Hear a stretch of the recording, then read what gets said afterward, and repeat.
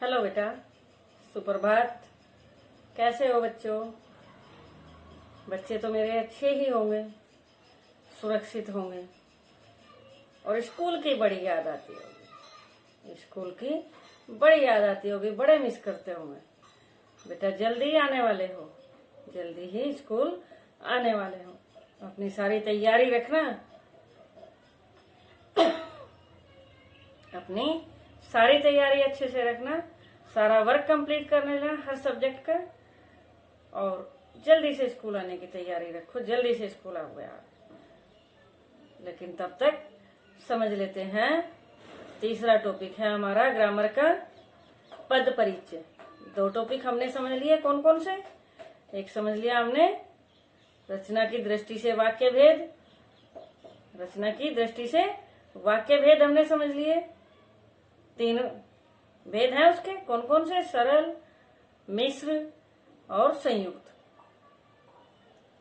वो तो याद होंगे अच्छे से, रिवीजन कर ले उसका दोबारा से।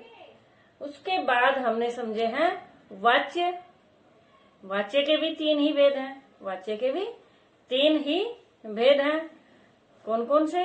कृतवाच्य, भाववाच्य और क्रमवाच्य।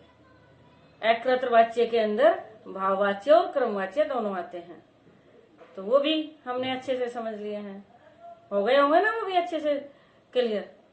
तो अब बेटा लेते हैं हम पद परिचय। अब ये पद परिचय क्या होता है?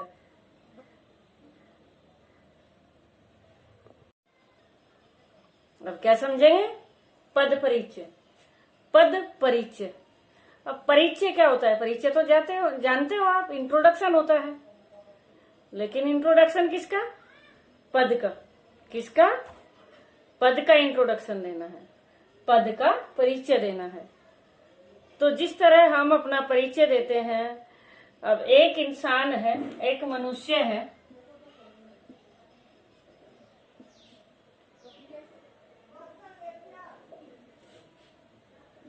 अब एक मनुष्य है,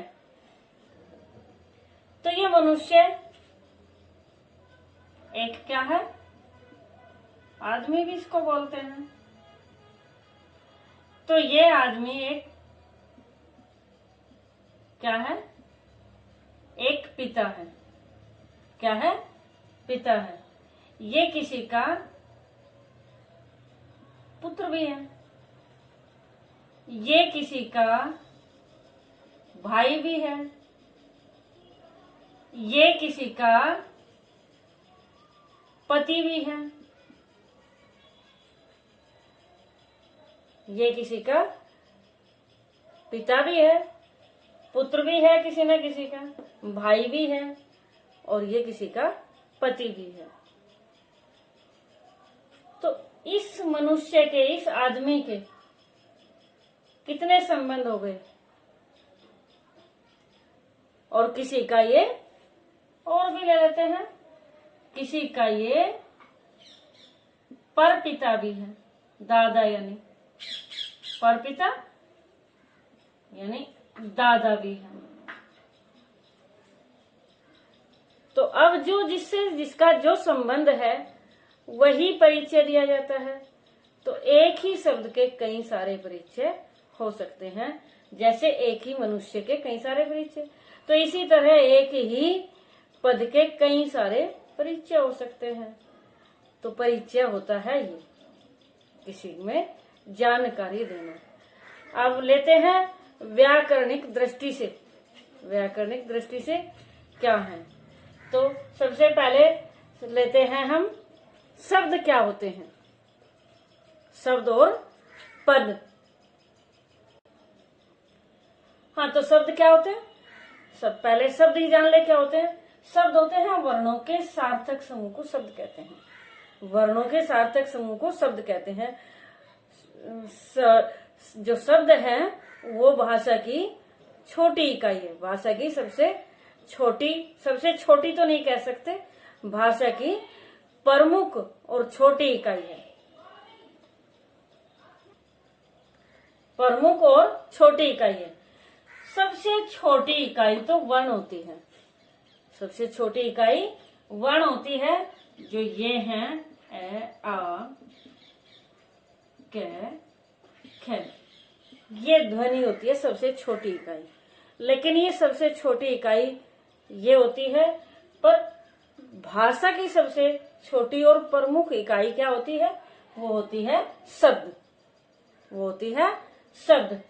तो वर्णों के समूह को, वर्णों का जब समूह हो जाता है, जब इसको एक साथ मिलाते हैं जैसे ये, तो ये वर्णों का समूह हुआ, वर्णों का समूह हुआ। अब इसी में ये जोड़ दें, फिर इसमें और कुछ जोड़ दें, तो इस तरह नए नए शब्द बन जाते हैं। तो वर्णों के समूह को शब्द कहते हैं। क्लियर? और वर्ण स्वतंत्र इकाई है, वर्ण हमारी स्वतंत्र इकाई है। अब पद क्या है? पद है वाक्य में प्रयोग किए जाने पर शब्द पद बन जाते हैं। पद, जब यही शब्द जो हैं, जो शब्द बनाए गए हैं, तो यही क्या हो जाते हैं? वाक्य में प्रयोग किए जाने पर शब्द ही पद बन जाते हैं। कैसे?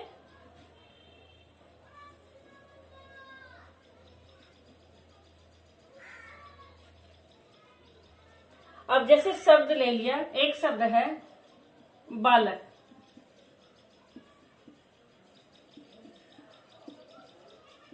बालकों,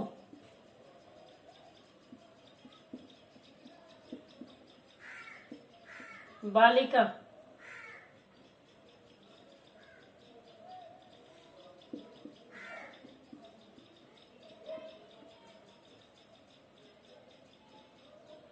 बालिकाएं,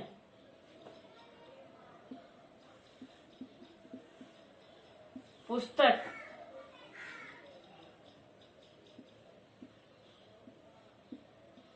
पढ़ना,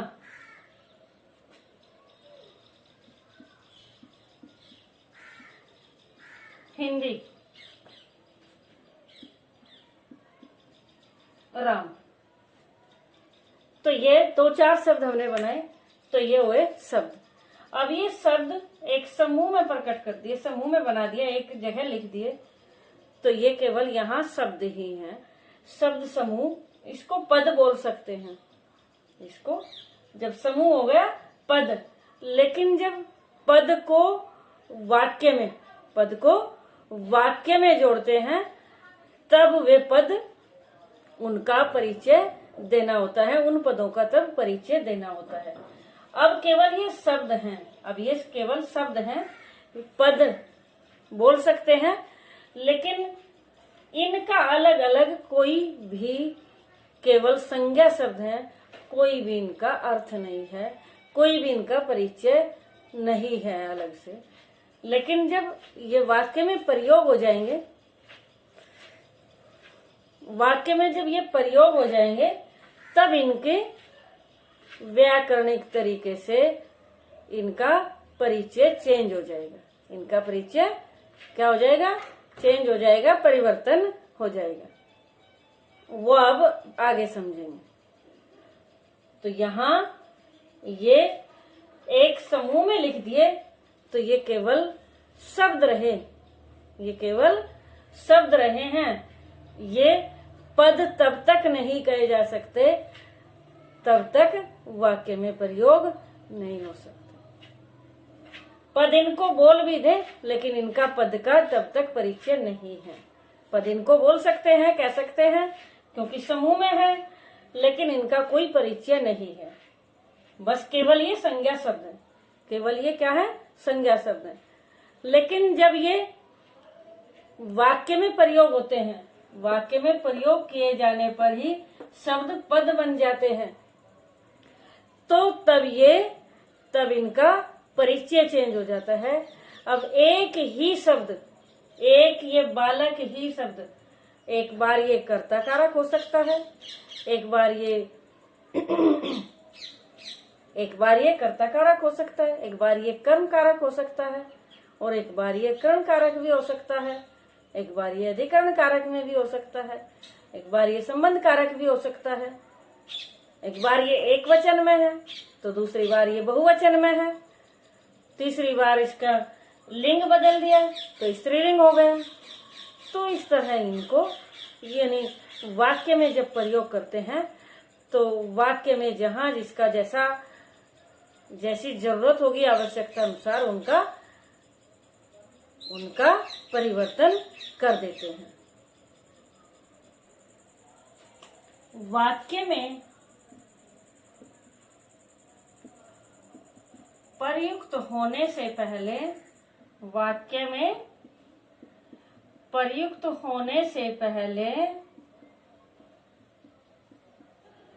वाक्य में जो प्रयुक्त यानी प्रयोग होने से पहले शब्द की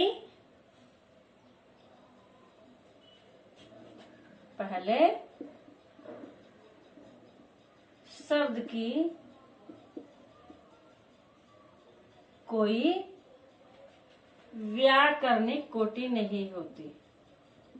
व्याकरणिक कोटि यानी किसी अवस्था में नहीं आता।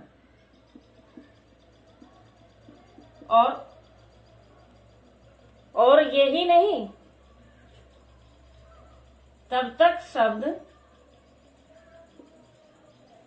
एक दूसरे पर निर्भर भी नहीं होते। एक दूसरे पर क्या निर्भर भी नहीं रहते।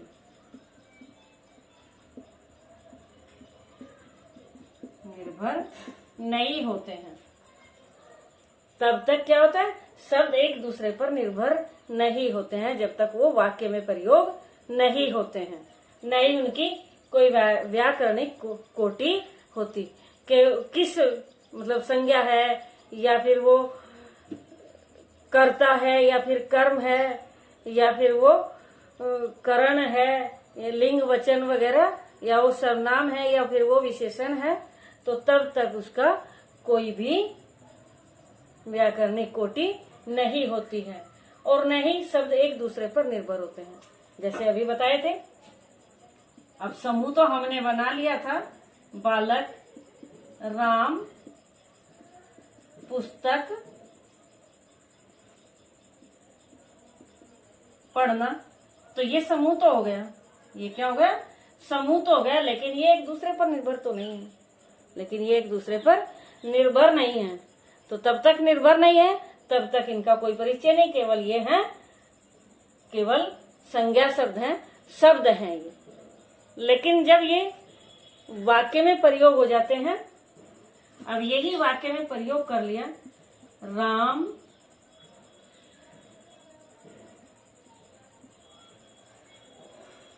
पुस्तक पढ़ता है। राम पुस्तक पढ़ता है। राम एक अच्छा और ईमानदार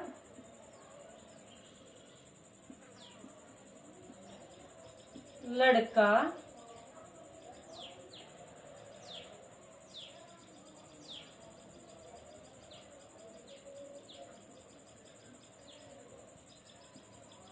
है। तो यहाँ ये शब्द थे, पदवी थे, लेकिन तब तक इनका कोई भी परिचय नहीं था। लेकिन अब ये यहाँ दे दिए गए, वाक्य बना दिए गए। अब ये वाक्य बना, तो वाक्य में आते ही है प्रत्येक शब्द अपना कार्य करना, व्याकरणिक तरीके से अपना कार्य करना शुरू कर देता है। व्याकरणिक तरीके से अपने कार्य करना शुरू कर देता है और एक दूसरे से संबंध दर्शाते हैं। एक दूसरे से क्या दर्शाते हैं, संबंध दर्शाते हैं, एक दूसरे पर निर्भर होते हैं। अब कैसे निर्भर होते हैं, राम पुस्तक, राम पुस्तक क्या, राम पुस्तक पढ़ता है। पढ़ता है अगर अलग लिख दे और राम पुस्तक अलग लिख दे तो कोई अर्थ नहीं। लेकिन जब ये पूरा वाक्य बनाया गया तो राम पुस्तक पढ़ता है, तो अब इसमें क्या क्या आ गया, राम करता है, राम एक संज्ञा शब्द है, व्यक्तिवाचक संज्ञा है, पुस्तक भी संज्ञा शब्द है, जातिवाचक है। पढ़ता है क्रिया है पूरक क्रिया है। ये तो संबंध क्या क्या हो गए, ये संज्ञा शब्द हो गया, ये भी संज्ञा शब्द हो गया, और पढ़ता है ये क्रिया हो गई। केवल इतना हुआ।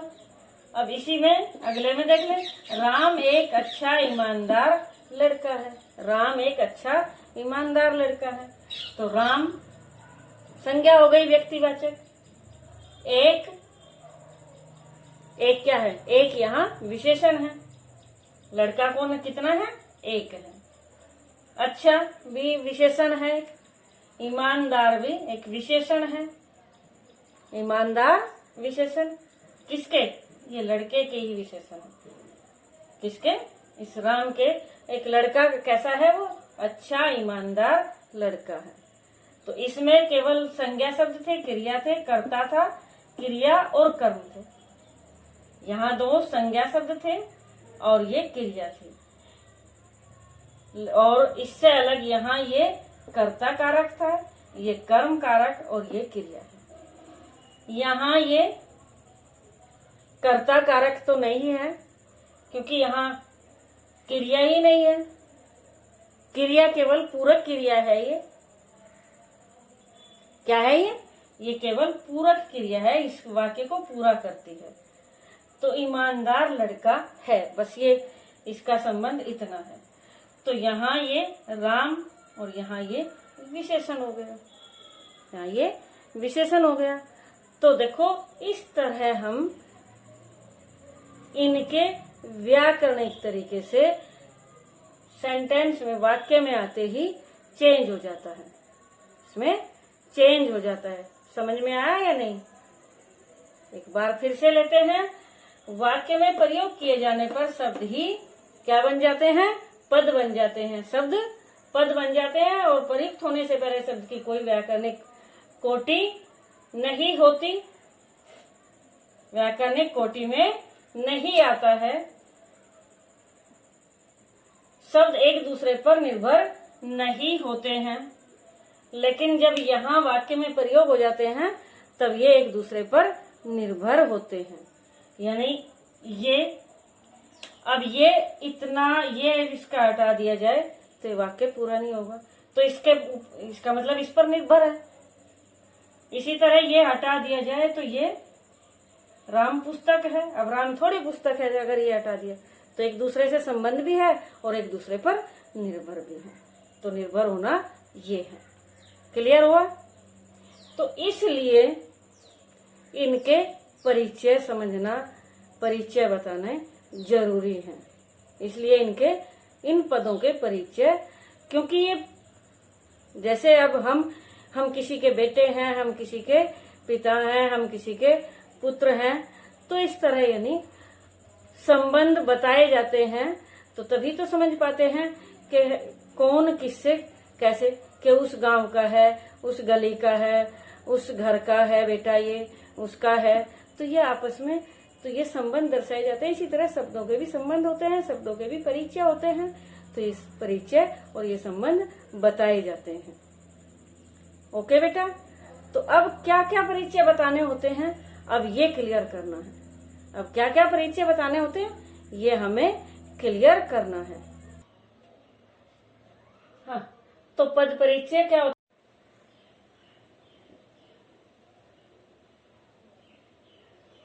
हाँ तो बेटा, संज्ञा का भेद क्या था, संज्ञा के क्या क्या परिचय बताने थे? संज्ञा के बताने थे संज्ञा का भेद, क्या बताना था? संज्ञा का भेद, लिंग, वचन, कारक और क्रिया से संबंध। कारक यानी कर्ता कारक है, कर्म कारक है, और क्रिया से इसका क्या संबंध है, संज्ञा में ये बताना होता है। इसके बाद आ जाता है सर्वनाम। सर्वनाम में भी सर्वनाम के भेद बताने होते हैं। सर्वनाम के भेद, लिंग, वचन और इसका भी कारक बताना होता है, और क्रिया से संबंध। विशेषण, ये जो मैंने तालिका बनाई है ये आपको अच्छे से समझनी है, और समझनी तो है ही, याद भी करनी है कि किसमें क्या क्या बताना है। इसीलिए मैं देखो साथ साथ याद करते रहो, समझते रहो। विशेषण में विशेषण का भेद, वचन, लिंग और विशेष्य। विशेषण में क्या बताना है? विशेषण का जो भेद है, विशेषण का जो भेद है वो बताना है। 4 भेद होते हैं विशेषण के। वचन, लिंग तो आप बता ही दोगे, इसमें तो कोई कुछ ऐसा है ही नहीं। और लेकिन विशेष्य क्या होता है, विशेषण क्या है और विशेष्य क्या होता है, तो ये आप बताना होगा। उसके बाद आ जाती है क्रिया। उसके बाद क्या आ जाती है? क्रिया। संज्ञा, सर्वनाम, विशेषण, क्रिया। तो क्रिया का क्या आ जाता है? क्रिया का क्या क्या बताना होता है? क्रिया के भेद बताने होते हैं। क्रिया के भेद, लिंग, वचन, पुरुष। पुरुष क्या होता है? पुरुष होते हैं पुरुषवाचक जो सर्वनाम होता है, उसके जो 3 भेद हैं, मध्यम पुरुष, उत्तम पुरुष और अन्य पुरुष। तो वो पुरुष भी बताने होते हैं कि उससे इसका संबंध है। काल, वर्तमान काल, भविष्य काल, भूतकाल, वाच्य, कृतवाच्य है या फिर भाववाच्य है या फिर क्रमवाच्य है। उसके बाद कर्म और कर्ता से संबंध। क्रिया में ये भी बताना है कर्म से संबंध है और क्रिया से, क्योंकि एक क्रिया का कर्म से भी संबंध हो सकता है और कर्ता से भी। तो वो संबंध भी बताना है। कर्ता और कर्म दोनों से उस क्रिया का संबंध होता है, तो ये भी बताना होता है। उसके बाद आ जाते हैं, यहां तक के तो ये 4 हैं। ये 4 हैं विकारी शब्द। ये 4 विकारी शब्द के अंतर्गत आते हैं। और ये जो 4 हैं ये कहीं के ये आते हैं अविकारी शब्द। ये क्या आते हैं? अविकारी शब्द। तो अविकारी शब्द में क्रिया विशेषण। क्रिया विशेषण का क्या बताना है? क्रिया विशेषण के भेद। इसके भी 4 भेद होते हैं। जिस क्रिया की विशेषता बताई गई हो उसके बारे में निर्देश। जिस क्रिया की विशेषता बताई गई हो उसके बारे में निर्देश। उसके बाद समुच्चय बोधक। समुच्चय बोधक अव्यय और, तथा, क्योंकि वगैरह। तो भेद, संयुक्त, शब्दों से संबंध, वाक्यांशों तथा वाक्यों का उल्लेख। फिर संबंध बोधक। और संबंध बोधक क्या होता है? संबंध बोधक होते हैं जो के, पास, के अलावा, की ओर, जो 2 या 3 पद होते हैं। जैसे कारक चिन्ह होते हैं का, के, की, में, पर, के लिए, तो वे तो हैं कारक चिन्ह। और उनसे अलग के पेड़ के पास मकान है या मकान के सामने पेड़ है, तो के सामने इस तरह के जो आते हैं की ओर, उसकी ओर मुझे जाना है। तो इस तरह के जो ये संबंध बोधक परसर्ग जो ये होते हैं संबंध बोधक। तो इसके भी क्या क्या बताने होते हैं? समुच्चय बोधक तो संयुक्त शब्दों से और वाक्यांशों से या वाक्यों का उल्लेख बताते हैं। यानी सीता और गीता इसके बीच में आया है, या फिर राम चला गया और श्याम आ गया, और तो यहाँ 2 वाक्यों को जोड़ रहा है और राम और सीता यहाँ 2 पदों को जोड़ रहा है। तो समुच्चय बोधक अव्यय में तो ये बताना होता है। इसी तरह संबंध बोधक में जो के अलावा वगैरह, तो उसके भेद, पद, पदबंधों, वाक्यांशों से संबंध का निर्देश भी, कि किसका किसके बीच में संबंध है ये बताना होता है। विस्मयादि बोधक, उसका केवल भेद बताना होता है। विस्मयादि, अरे के संबोधित किया जा रहा है, हाय क्या हुआ, के शोक प्रकट किया जा रहा है, छी दूर रहो, तो क्या यानी घृणात्मक निर्देश दिया जा रहा है, घृणात्मक है। तो इस तरह ये सारे पद परिचय के डिटेल मैंने समझाई है।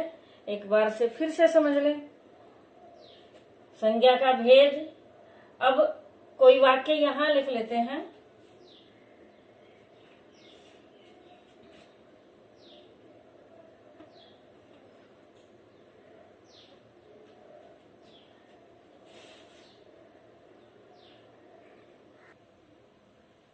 तो जैसे रमेश 10वीं कक्षा में पढ़ता है, तो यहाँ रमेश क्या है?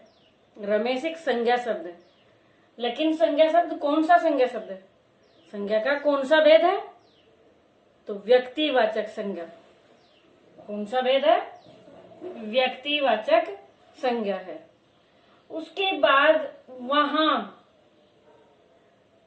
कहाँ बैठा है?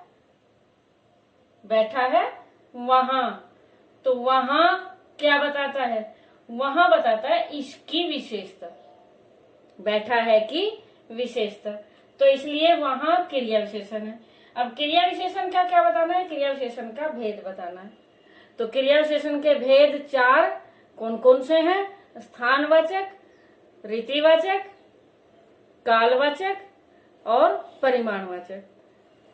तो यहाँ क्या है? वहां स्थानवाचक है, वहां स्थानवाचक है, तो इसलिए ये इसका क्रिया विशेषण का भेद बताया।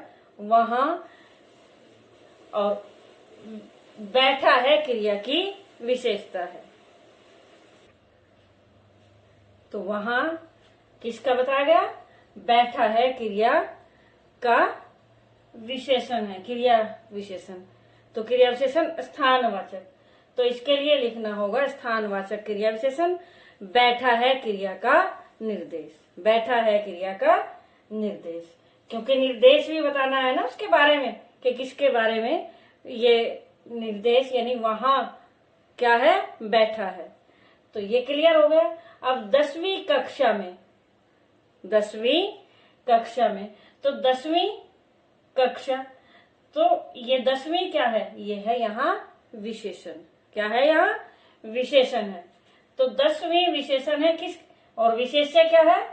कक्षा। विशेष्य कक्षा है। तो कक्षा और 10वीं, तो इनका क्या संबंध है? विशेषण और विशेष्य का। तो विशेषण में क्या बताना है? विशेषण के भेद बताने हैं। और वचन, लिंग और विशेष्य, तो विशेष्य तो कक्षा हो गया, वचन, लिंग, 10वीं लिंग कौन सा है? स्त्रीलिंग है। और वचन 10वीं, तो 10वीं तो बहुवचन है। लेकिन विशेषण का भेद कौन सा है? तो विशेषण का भेद कौन सा है बेटा? विशेषण का भेद है गुण है या संख्या है? क्या है? तो संख्यावाचक विशेषण है। संख्यावाचक विशेषण है। और संख्यावाचक विशेषण में भी निश्चित संख्यावाचक विशेषण, क्योंकि 10वीं क्लास बताई गई है, किसी क्लास में नहीं बताया गया। तो क्लियर हो गया ये नहीं। अब कक्षा का अगर अलग से पूछे तो कक्षा क्या है? कक्षा है यहाँ हमारी,